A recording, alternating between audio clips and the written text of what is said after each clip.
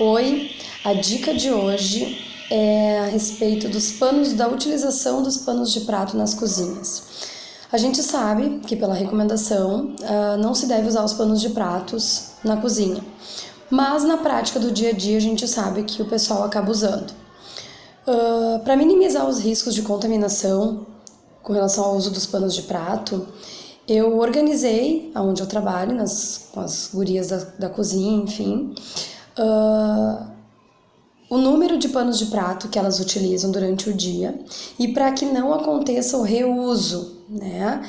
Então, tem estudos que mostram que se a gente utilizar um pano de prato a cada 2 horas fazer a troca, a gente minimiza o risco de contaminação através de cloriformes fecais, algumas bactérias, enfim, que ficam instaladas no pano de prato. Então, para a gente conseguir adequar essa organização na cozinha, eu comprei uma caneta dessas aqui de tecido, tá? Fiz um levantamento em cada situação, né? O quanto que cada uma utiliza de pano de prato e marcamos os panos de prato, então, de acordo com o uso, né? A quantidade utilizada. Aqui tem exemplo, por exemplo, marcado T1, T2, T3, que são referentes aos panos de prato da tarde, número 1, tarde número 2, tarde número 3. A mesma coisa a gente fez com os da manhã, então M1, M2, M3. A organização da escala desses panos de pratos vai ficar na sequência.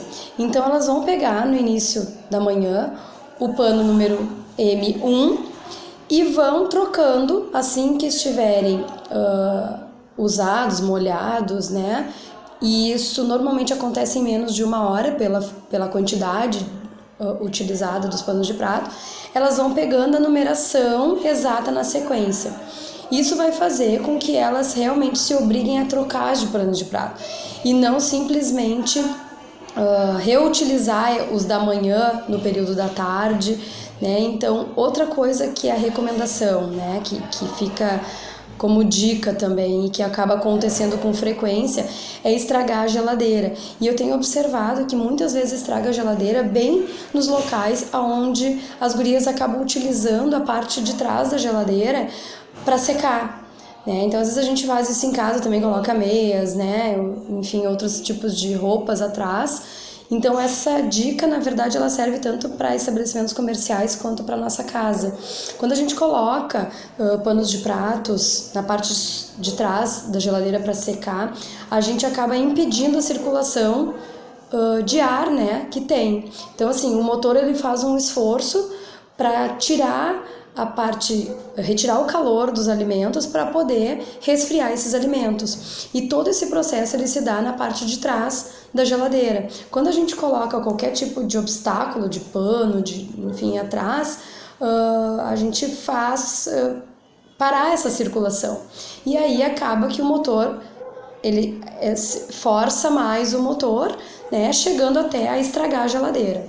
Tá? Então, 2 motivos para a gente ter esse controle dos panos de prato: o risco de contaminação e a questão de evitar que elas coloquem atrás da geladeira para secar e reutilizar esse pano de prato sem ele ter sido lavado e higienizado corretamente. Tá? Então, é uma questão de treinamento, da gente organizar, fazer uma organização, fazer um levantamento e treinar as gurias para que isso funcione realmente. Tá? Então, é bem viável de ser feito. Já tive algumas experiências da implantação desse projeto desse sistema, né?